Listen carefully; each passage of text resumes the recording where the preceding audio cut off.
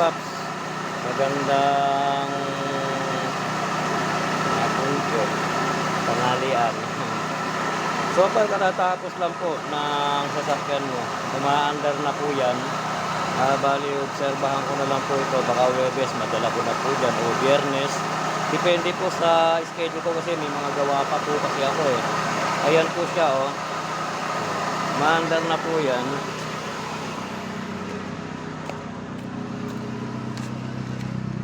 Ang tambucho mo, o yan, nagtutubig pa ho yan oh.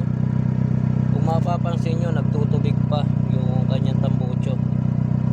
Ibig sabihin, healthy engine yan, no? Tapos ang RPM, ayan ang RPM oh. Oh, walang aircon. Pwede pa siyang ibaba ng konti.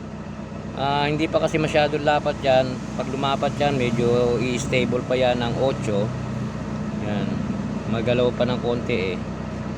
Yan ang ano walang aircon. Ito, mag-aircon tayo. Yan. Oh, lamig ang aircon mo. Malamig. Ma-obserba nyo dyan. Kung mapapansin nyo, tumaas ng konti yung kanyang RPM. Yan. Stable. Yan, nasa 1. Yan, 1 lang siya. Kaya magalaw ho kasi ito kasi converted lang ho kasi itong ating RPM. Pero okay lang ho yan, walang problema yan. At ano, ayan ang kanyang temperature, ang kanyang fuel, no? Patayin natin yung aircon.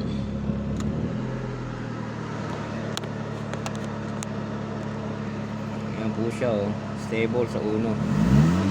Pag uminit, tataas pa siya ng konti. Hindi pa ho kasi siya pwedeng ibaba ng husto. Bali dapat nasa 8 lang yan, 8.1. 800 to 1,000 dapat yan. Siguro kung pag na-deliver ko to, may ipapalapat ko na po yan. So pagkatapos lang po niyan sir, bali obserbahan ko pa ho siya. Tingnan natin kung magwa one click start siya.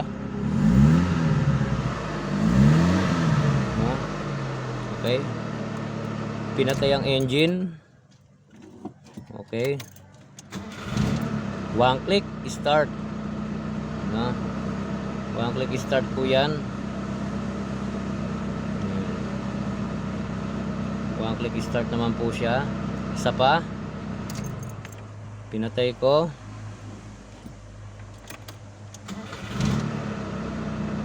Yan.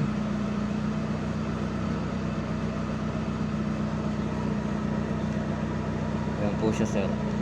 Sige po, ayan, update lang po yan Paps. At uobserbahan ko muna to dito sa akin bago ko idalhin sa inyo. At ang ano niya, power steering, yan napakalambot ng kanyang power steering. Kahit na nakahinto, mapipihit mo siya. Okay, pihit mo. So bali, obserbahan ko na lang po ito. At malambot na. Wala na rin yung kalog ng kanyang manubela oh. Wala nang kalog. Dati kumakalog yan. Kasi inilagay yung tornilyo sa loob. Sagad na do sa thread pero maluwag pa rin. Kaya ginawa ko dito sa loob nito, binaklas ko itong manubela mo. Tsaka ako nilagyan ng washer na malaking butas para sumagad yung kanyang thread dun sa loob. Kaya wala nang kalog ngayon yan. Alam ko napansin nyo to, kalog talaga. Ayan po sir, at update lang po yan. Katatapos ko lang po nito ngayon, itong makina mo, no? Katatapos lang talaga siya. Inoobserbahan ko at mga 30 minutes ko pa lang siya ngayong napapaandar. Bali, obserbahan ko na lang po. Sige po, at magandang hapon po. Maganda ang ano, minor. Maganda minor niya, ano.